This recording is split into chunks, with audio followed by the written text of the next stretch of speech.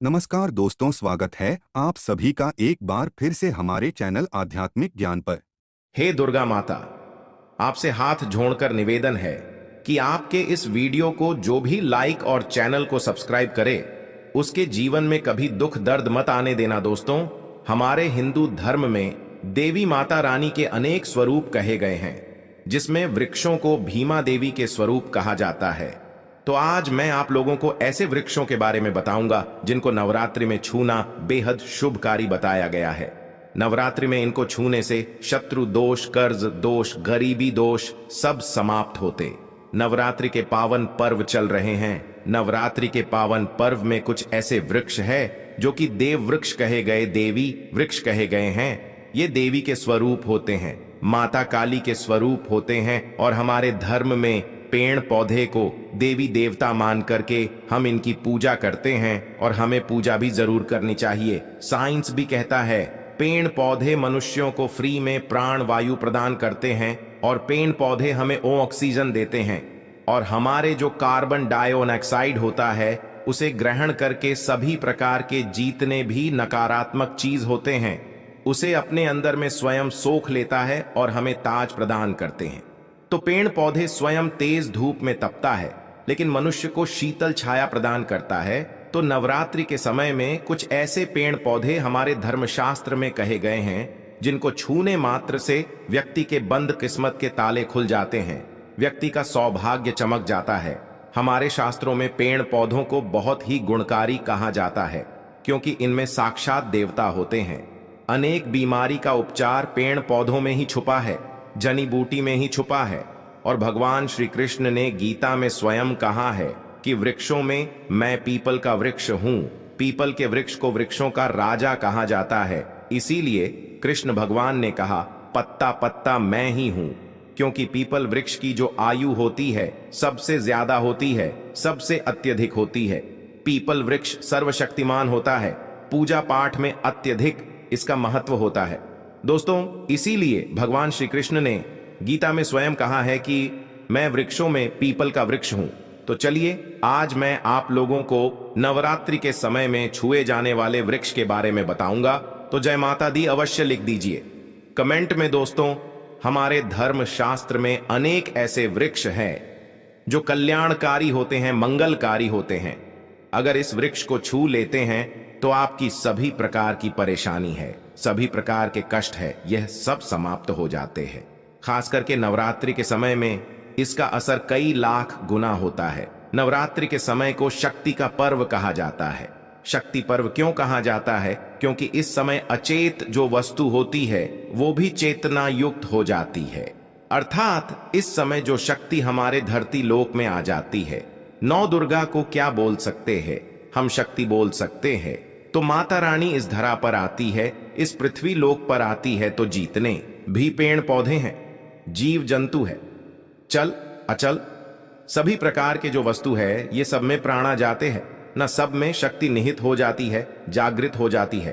तो इस समय कोई भी पेड़ पौधे को जा करके छू दें, खास करके देवी स्वरूप कहे गए जो पेड़ पौधे होते हैं, जा करके आप इसे छू करके आते हैं तो आपके जीवन की परेशानी है, दुख है, तकलीफ है, कष्ट है, रोग है, बीमारी है, कलह है, जीवन में चल रही बहुत बड़ी समस्या है, सब समस्या समाप्त हो जाती है।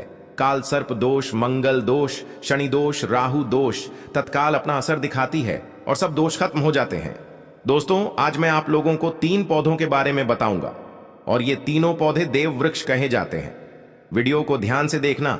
अगर आज की वीडियो मिस कर दी तो फिर सारी जिंदगी आपको पछताना पड़ेगा, क्योंकि नवरात्रि ही एक ऐसा पर्व होता है, एक ऐसा समय होता है, केवल 9 दिनों के भीतर। मैं आपको लंबी पूजा पाठ करने की जरूरत नहीं। पति केवल 9 दिनों के भीतर में ही आप अपनी समस्या को, आप अपनी गरीबी को स्वयं अपनी आंखों से समाप्त होते हुए देख सकते हैं। मैं जिस वृक्ष के बारे में बता रहा हूं, यह सारे वृक्ष आपको अपने घरों के आसपास में बहुत ही आसानी से मिल जाएंगे। दोस्तों, वीडियो में आगे बढ़ने से पहले, जानकारी बताने से पहले, अभी तक कमेंट बॉक्स में जय माता दी नहीं लिखे हैं तो जय माता दी जरूर लिखना। जब आप हमारे कमेंट बॉक्स में जय माता दी लिखते हैं तो हमें काफी हर्ष होता है, काफी उल्लास होता है। आप हमारी वीडियो को लाइक करते हैं तो हमारा मनोबल बढ़ता है और आप सभी लोगों के लिए इस प्रकार ज्ञान भरी जो अच्छी अच्छी जानकारी होती है आप सभी लोगों के लिए ले करके आते हैं। तो अगर आप इस प्रकार की जानकारी में इंटरेस्ट रखते हैं, इस चैनल को अगर सपोर्ट करना चाहते हैं, तो आप हमारे चैनल को सब्सक्राइब कर हमारा सपोर्ट जरूर करें। दोस्तों, मेरे जो उपाय होते हैं आप लोगों को मैं सरल से सरल आसान उपाय बताता हूं, जो भी हमारे गुरुदेव ने हमें सिखाया है। जो उपाय बहुत ही सरल होते हैं, बहुत ही आसान होते हैं और यह राम बाण की तरह काम करते हैं। जिस प्रकार प्रभु राम के जो बाण होते हैं छुंग होते हैं, उसी प्रकार मेरे वीडियो में बताए गए जो उपाय होते हैं अचूक होते हैं, कभी भी प्रभाव ही नहीं होते हैं। तो वीडियो को ध्यान से देखना। कौन से ऐसे 3 वृक्ष हैं जिसे हमें छू करके नवरात्रि के समय में जरूर आना चाहिए। एक खास बात सभी दर्शकों को बताना चाहूंगा, नवरात्रि के समय में जितना ज्यादा हो सके देव वृक्ष की पूजा जरूर करना। दोस्तों, देव वृक्ष में कई प्रकार के वृक्ष होते हैं। चलिए मैं आप लोगों को बताना चाहूंगा कौन से वृक्ष को छूने से हमारी गरीबी मिटती है। पहला जो वृक्ष है बेल का वृक्ष, जो बेल का वृक्ष है, यह वृक्ष माता पार्वती के पसीने से उत्पन्न हुआ है। स्कंद पुराण के अनुसार जो माता पार्वती हैं यह देवी स्वरूप कही गई हैं, अर्थात ये नव दुर्गा के स्वरूप कही गई है। तो स्कंद पुराण की कथा में कहा गया है जो बेल का वृक्ष है माता पार्वती के पसीने से उत्पन्न हुआ है। इसकी डाली में पार्वती, जड़ में ब्रह्म, तने में विष्णु एवं समस्त जो हिस्से हैं उसमें भगवान शंकर जी बसते हैं। संध्या काल में शिव मंदिर के समीप या नौ दुर्गा मंदिर के समीप जो बेल के वृक्ष हैं, इसके नीचे में घी का दीपक जलाने से व्यक्ति धनवान, गुणवान एवं पराक्रमी बनता है। व्यक्ति के सभी प्रकार के मनोरथ की पूर्ति होती है।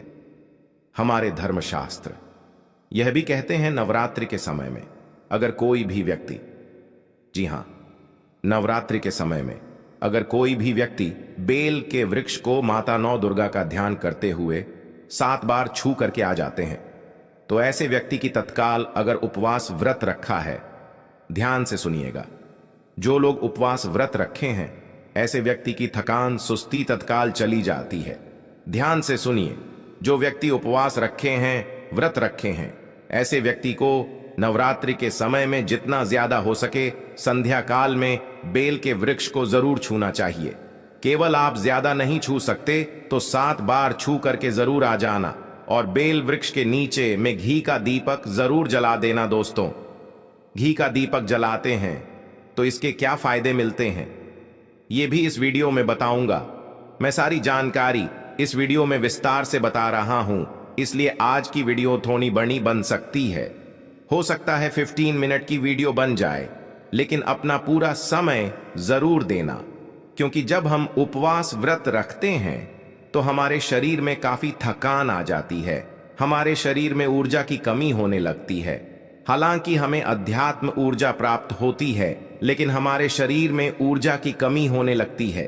भोजन न करने के कारण हमारे शरीर में ऊर्जा की कमी होती है और इस ऊर्जा को बरकरार रखने के लिए, इस ऊर्जा को प्राप्त करने के लिए हमें बेल वृक्ष को छूना चाहिए।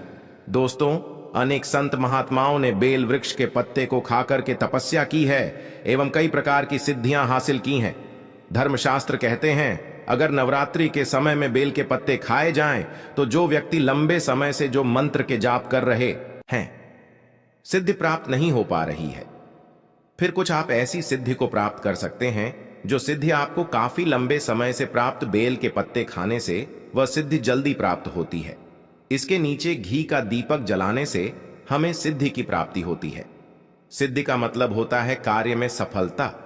तो जो लंबे समय से आपके कार्य नहीं हो पा रहे हैं, उस कार्य में नवरात्रि के समय में जितने भी दिन हो सके आप जो है, जब भी आपको समय मिले तो शाम के समय में घी का दीपक जरूर जला देना।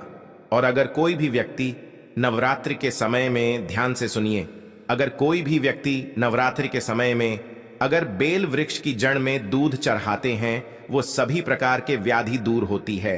अगर सिंदूर युक्त गंगा जल चढ़ाते हैं तो व्यक्ति की गरीबी मिटती है।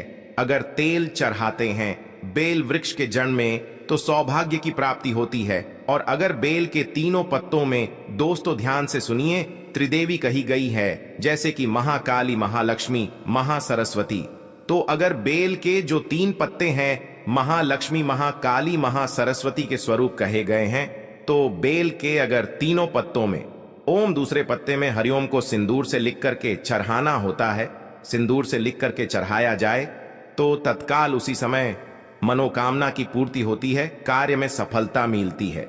कोई लंबे समय से आपकी मनोकामना हो, आप चाहते हैं वह मनोकामना पूर्ण हो जाए, तो यह उपाय अवश्य करिएगा दोस्तों। इसकी जड़ में ध्यान से सुनिए।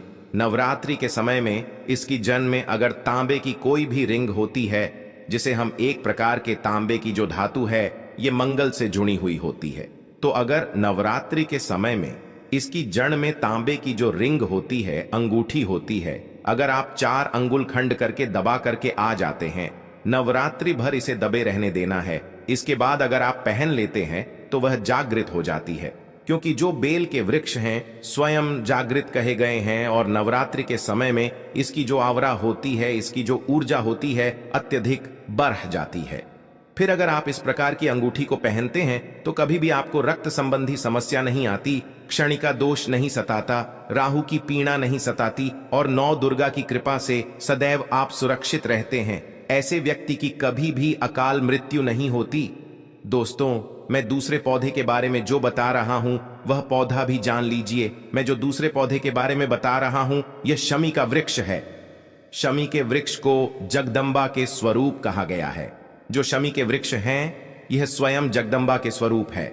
इस पर स्वयं मां जगदम्बा स्वयं साक्षात विराजमान रहती है, और कोई भी व्यक्ति अगर संध्या काल में नवरात्रि के समय में इसके नीचे में धूप दीप जलाता है, धुआं दिखाता है, तो उनकी सभी प्रकार की परेशानी दूर होती है।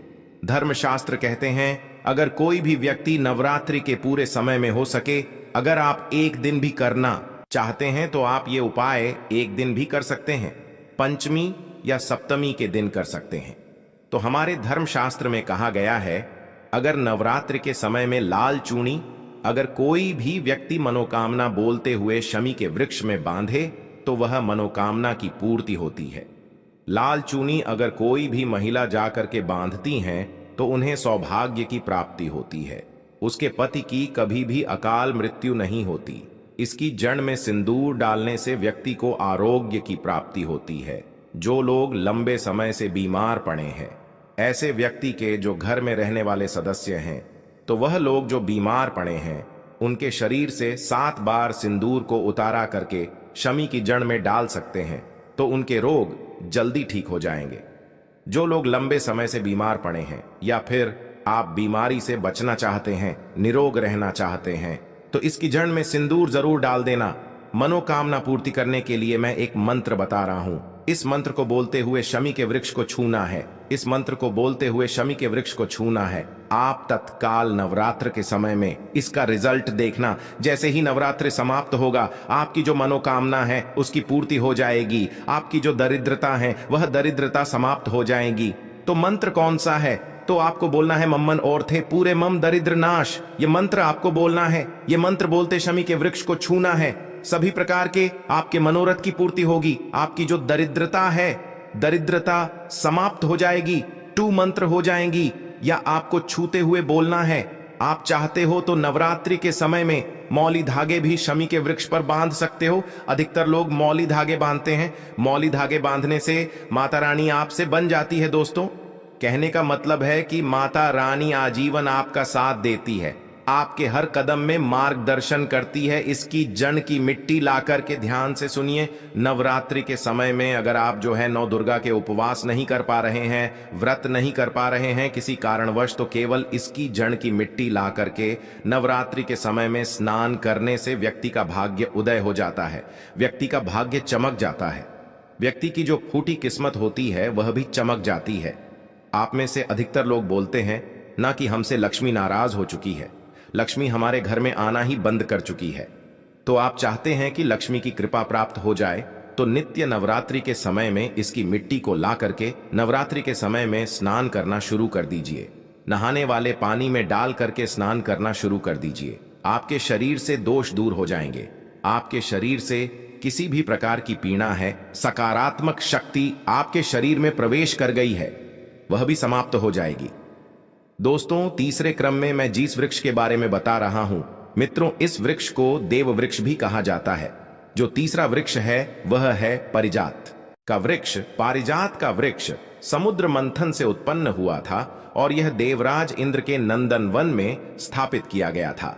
पारिजात वृक्ष भगवान कृष्ण ने मानव जन कल्याण के लिए धरती लोक पर लाए थे।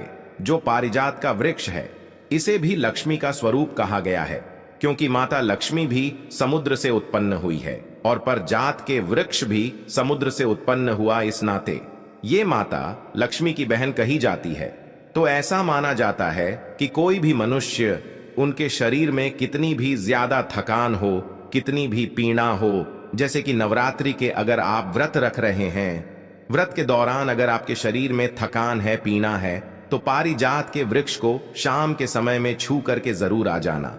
आप चाहते हो तो नवरात्रि के किसी भी टाइम में आपको टाइम मिले, उस समय में जा करके इसके वृक्ष को छू सकते हैं। इसके वृक्ष को छूते ही तत्काल शरीर से पीना है, जो थकान है, सुस्ती है, कमजोरी है, वह समाप्त हो जाती है।